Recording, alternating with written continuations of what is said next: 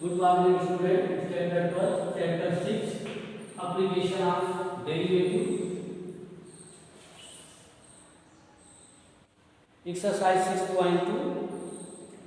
Question number 7, 8 and 9 as a most important. Question number 7. So that y equal to log 1 plus x minus 2x upon 2 plus x. यहाँ condition दिया है x is greater than -1 is an increasing function of x throughout its domain. Show करना है, इसका answer आपको नहीं मिलेगा, show करना है, कैसे भी करो आप इसको शो। इंक्रीजिंग में भी द फर्स्ट फंक्शन में भी the derivative dy by dx log 1 plus x minus dy dx 2x upon 2 plus x. Log derivative 1 upon 1 plus x minus here division rule f2s 2 plus x dy dx 2x minus 2x dy dx f2 is 2 plus x upon 2 plus x whole square. अब आपको अगर division बिल्कुल strong होगा तो ही आप application आप derivative कर सकते हैं, अदरवाइज ना।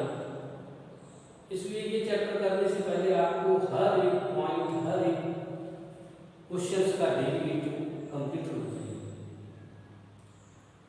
क्योंकि यहाँ पे सिर्फ use derivative.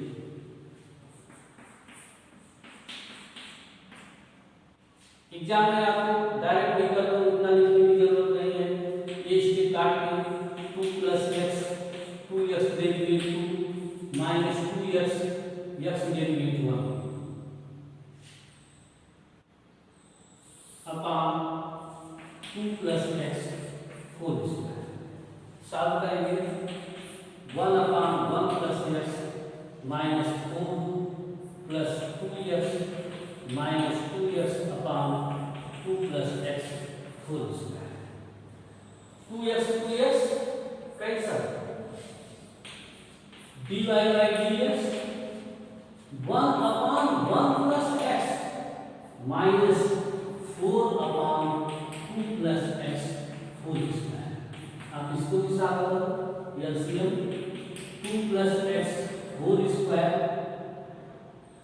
Minus 4 1 plus x upon 1 plus x 2 plus x whole square. Okay,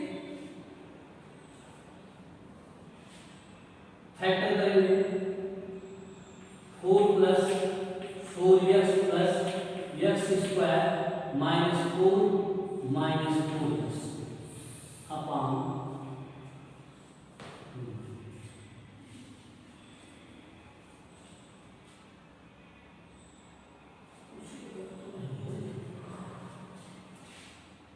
okay, check करो।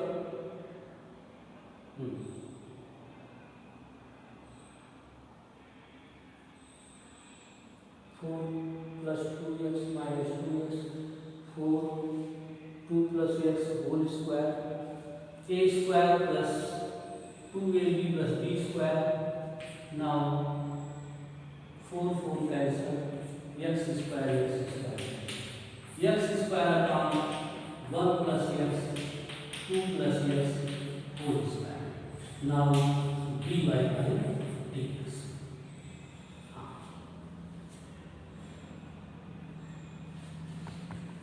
Means number line. अब आप सोचो, इसके बाद सोचना है, थिंक करना है, दैट इज 0 1 -1। ये देखो आप यक्स निगेटिव पॉजिटिव कोई भी वैल्यू हो सकते हैं, दैट इज पॉजिटिव हो जाएगा, मतलब एक्स स्क्वायर इसको निगेटिव नहीं कर पाएगा। 2 + x होल स्क्वायर, मतलब ये दोनों नॉन इफेक्टेड हैं, किसके लिए? डिक्रीजिंग। एक्स स्क्वायर है 2 + x होल स्क्वायर, इसलिए नॉन इफेक्टेड, ये ऑलवेज इंक्रीज, पॉजिटिव ही देंगे for any value of yes. Negative रखेंगे तो भी दोनों पॉजिटिव देंगे, पॉजिटिव रखेंगे तो भी दोनों पॉजिटिव। क्लियर हो गया कि x square means x square and 2 + x whole square are not affected decreasing. ये डिक्रीजिंग होने के लिए इफेक्ट नहीं करेगा। इफेक्ट कौन करेगा? ये है, ये आपको इफेक्ट कर देगा अगर आपने यहाँ पे माइनस वैल्यू डाल दी। मान लो -2 डाल दिया, इसका मतलब -2 सब्स्टिट्यूट, ये both value are positive but x value -2 that is change of decreasing. ये हम प्रॉब्लम कर रहे हैं। इसका मतलब क्या है? 1 + x = 0, x = -1। क्वेश्चन में दिया है x greater than -1, x greater than -1 पे इंक्रीज करेगा, लेफ्ट या राइट, x ग्रेटर देन -1। आपको ये फंक्शन इंक्रीजिंग में लेना है कि x ग्रेटर देन -1 से जो वैल्यू आप 0 डालोगे देन इंक्रीजिंग पास 1 डालेंगे 1 2 9 1/90 always value pass. Okay,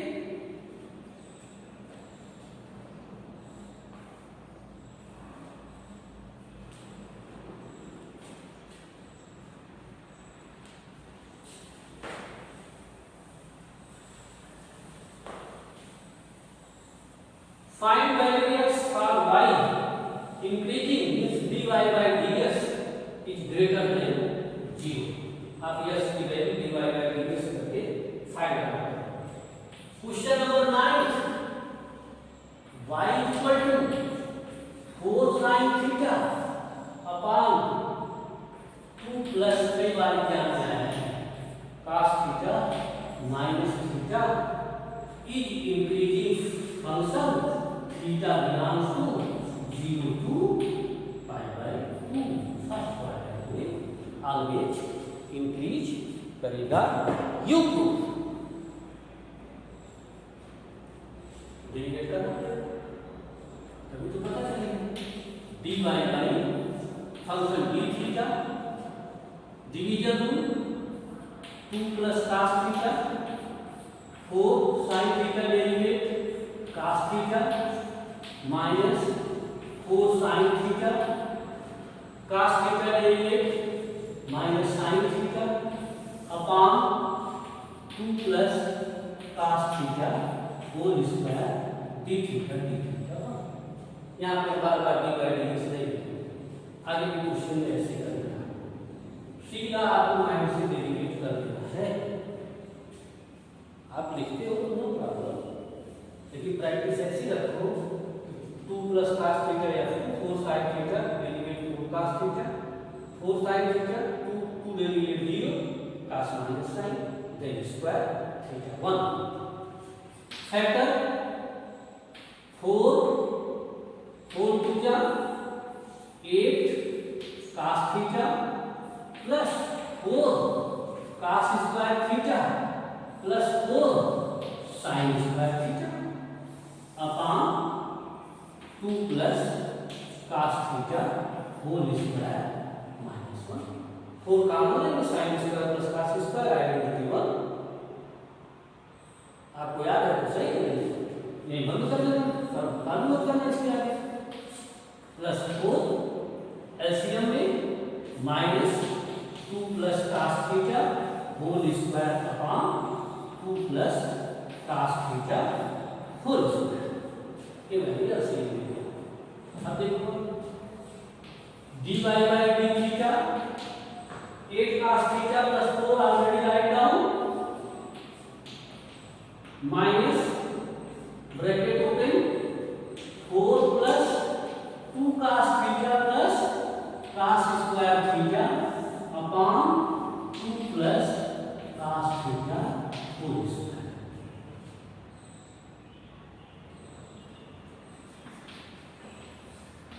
8 cos theta minus 4 minus 2 cos theta minus cos square theta upon 2 plus cos theta. आप चेक करो कहीं गलत तो नहीं है।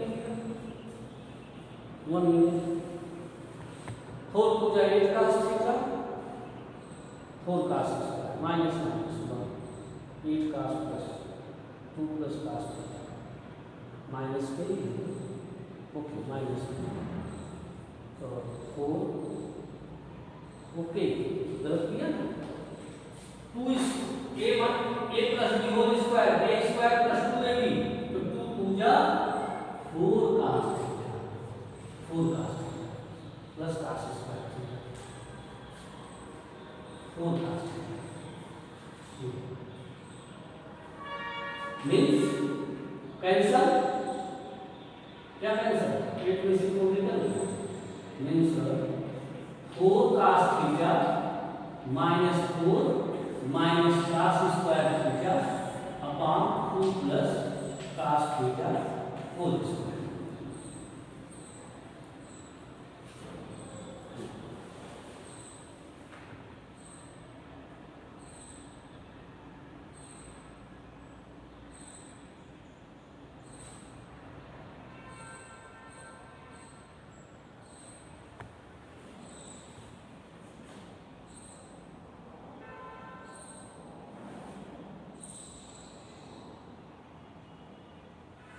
This is a 2 minus cos theta whole square upon 2 plus cos theta whole square.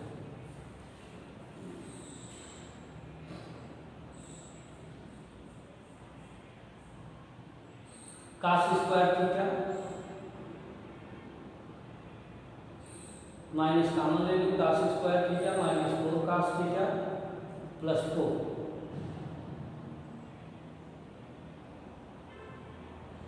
Okay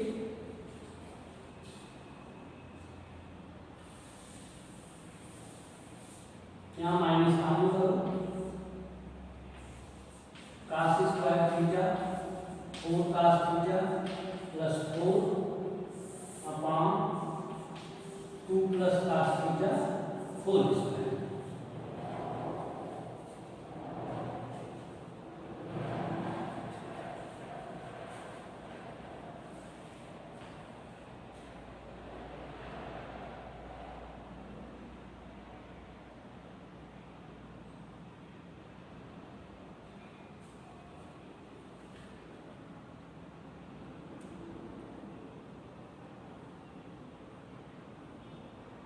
okay major mistake हुआ है बेटा ये 4 है कोई तो गलत होता है इसलिए नहीं बैठा देखो 8 cos theta plus 4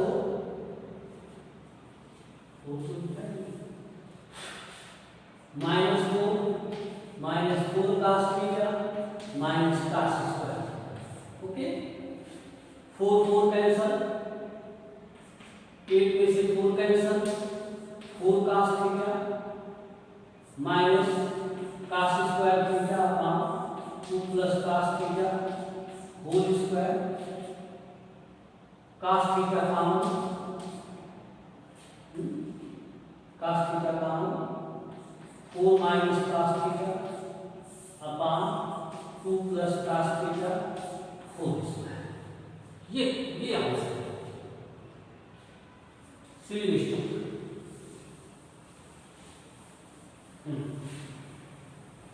dy by dx find out 2 or more times practice करेंगे तो क्लियर होगा। dy by dx cos theta 4 minus cos theta अपॉन 1 plus cos theta whole square. You know that first quadrant theta belongs to 0 to pi by 2 means cos theta is positive, ये positive ही देगा first part. any value 0 to pi by 2 put then answer is positive then it increase कोई वैल्यू। सबसे simple value क्या है 60 degree, cos 60 equal to 1 by 2 4 minus 1 by 2 1 plus 1 by 2 whole square. आप check कर लो ना 7 by 2 9 by 4 cancel 7 upon 9 greater than 0 means this is a proved हो गया increasing function theta belongs to pi by 2। इसी question में आपको change करने से क्या करोगे pi by 2 to pi negative हो जाएगा क्योंकि cos जो है वो ये वैल्यू तो पॉजिटिव मिलेगी, ये भी वैल्यू पॉजिटिव मिलेगी क्योंकि cos थीटा रेंज -1 4 में से -1 के बीच में जो भी वैल्यू माइनस होगी पॉजिटिव देन वैल्यू पॉजिटिव क्योंकि होल स्क्वायर में है, सिर्फ ये वैल्यू नेगेटिव होगी तो pi by 2 to pi this question decrease. Okay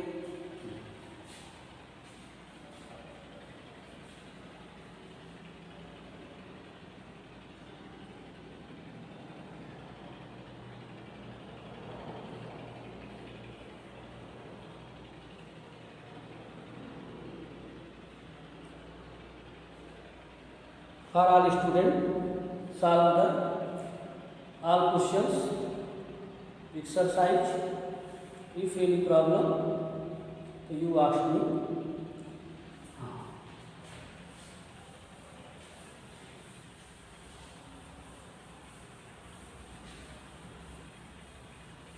अब आपसे बात सॉल्व करो बस आपको आइडिया मिल गया है dy by dx, फिर उसको जो है आप 0 करके इंटरवल निकालो,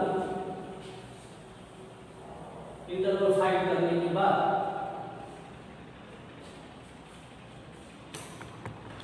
वैल्यू रखो, then interval value will be the positive then increasing, then interval will be the value negative then decrease. Next topic tangent and normal. Tangent and normal first line में हमारे पास होना चाहिए टेंजेंट। स्टैंडर्ड 9 में आपने पढ़ा होगा line, tangent line, scent line पढ़ा है ना, शायद सर्कल के चैप्टर में है।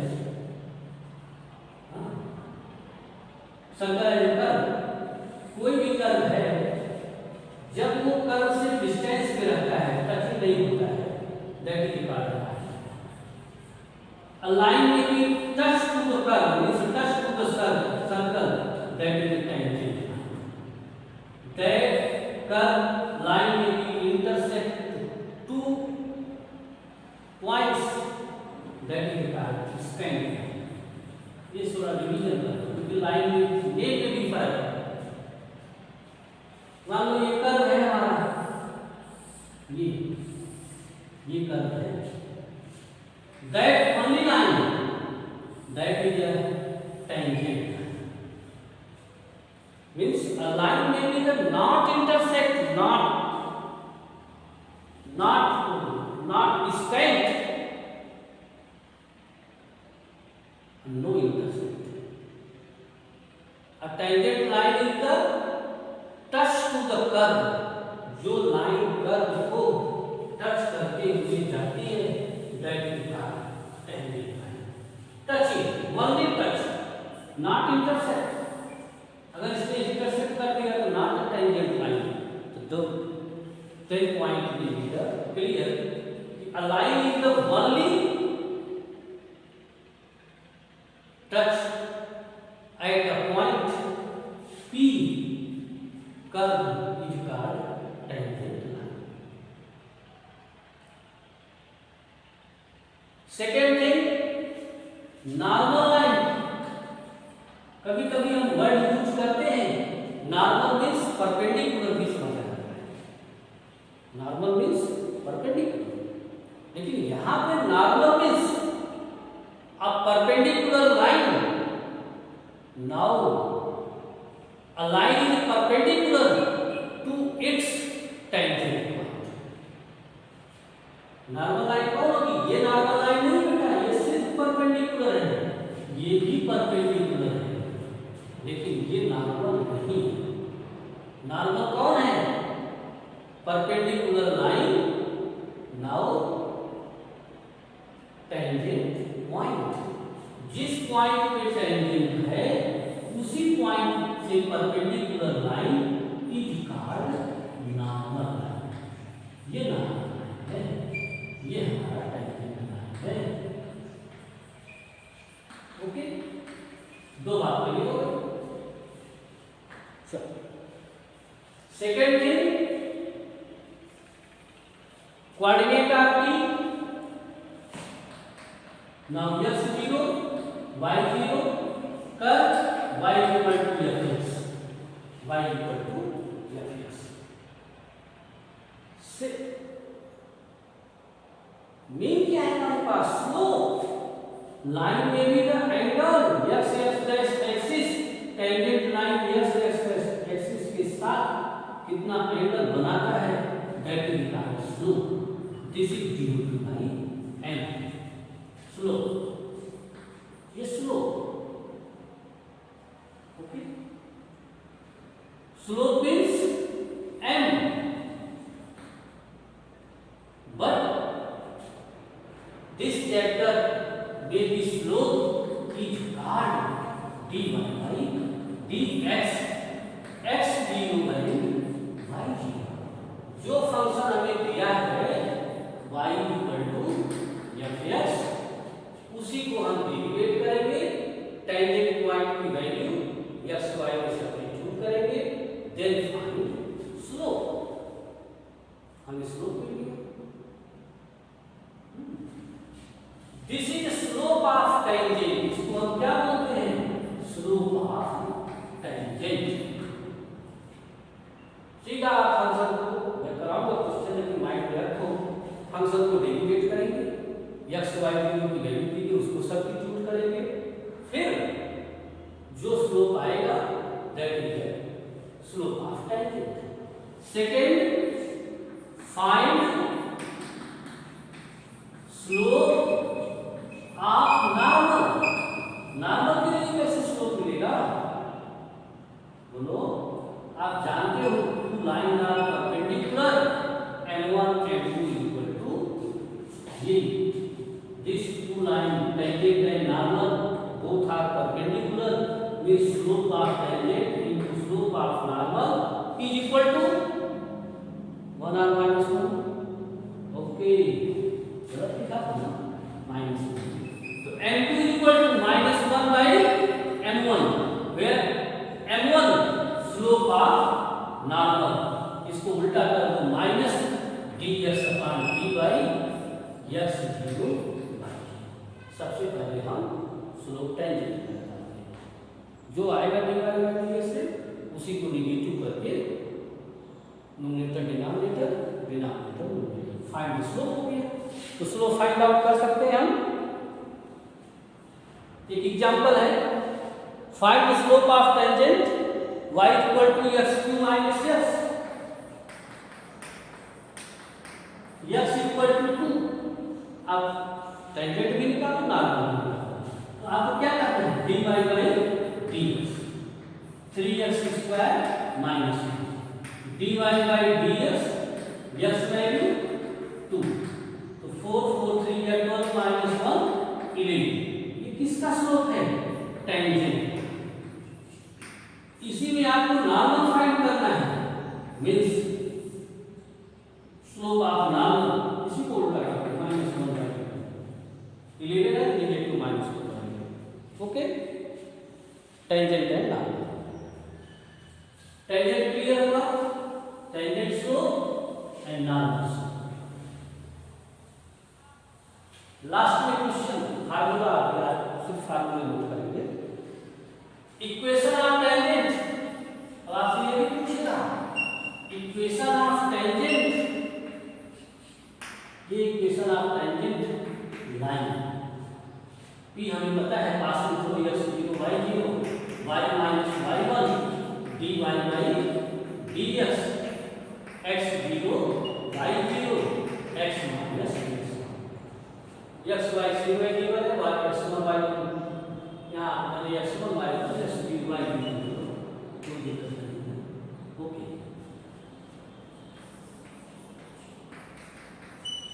सेम क्वेश्चंस x की वैल्यू डाल के y को फाइंड आउट करने। चलो इक्वेशन ऑफ नॉर्मल, बस आपको स्लोप चेंज करना है, y माइनस y 0 और minus dx upon dy x 0 y 0 x minus x 0। ये क्या आ गया इक्वेशन? Tangent clear, normal. अब आपको ध्यान देना है if two line are parallel, अगर छोटी छोटी चीजें आपको माइंड में रखना है। If two line are parallel, कभी कभी हमको ऐसा बोलता है लाइन ये इक्वेशन फाइंड करना है, स्लोप इसका दिया हुआ है 1/2। अब बोलता है बोथ लाइन आर पैरेलल, अगर लाइन पैरेलल है इसका पासिंग पॉइंट देता है p x 0 y 0, इस लाइन का स्लोप देता है, तो क्या करेंगे? Parallel slope, if two line are parallel तो slope of alpha equal to alpha, दोनों लाइन का स्लोप क्या होगा? बराबर। ठीक है, मैं आपको स्लोप फाइंड करने का standard 11th electronics section, okay. हाँ, इक्वेशन ऑफ लाइन चैप्टर 5 में, उसमें आपको स्लोप फाइंड करने के लिए कभी कभी पूछता है if theta equal to 45 degree, अगर थीटा दिया हो तो slope tan 45 means tan theta लेना है। Second, if given y equal to 3x plus 4 y equal to mx plus 3, ये स्लोप हो जाएगा। थर्ड में भी line passing through 2 point means x1 y1 and x2 y2, slope कितनी तरह से फाइंड हो सकता है? तो slope means m equal to y2 minus y1 upon x2 minus x1। If given fourth में भी the standard equation of line ax plus by plus c equal to 0, now the slope dy equal to minus ax minus c, y equal to minus b by bx minus c by a, this is the slope। तो m equal to minus b by a। आपको ये सब point की भी जरूरत पड़ेगी, कभी कभी क्वेश्चंस में आपको दिया गया this tangent line will be passing through this point, find equation of tangent. तो 2 पॉइंट देगा, आपको स्लोप निकालना पड़ेगा। A line is passing through the 60 degree, आपका स्लोप हो जाएगा tan 60। A line is passing equation of line y equal to 3x plus 4, now equation of tangent, यहां slope y equal to x, standard equation of line slope minus a by b। Okay, all points आप remember करना and revision.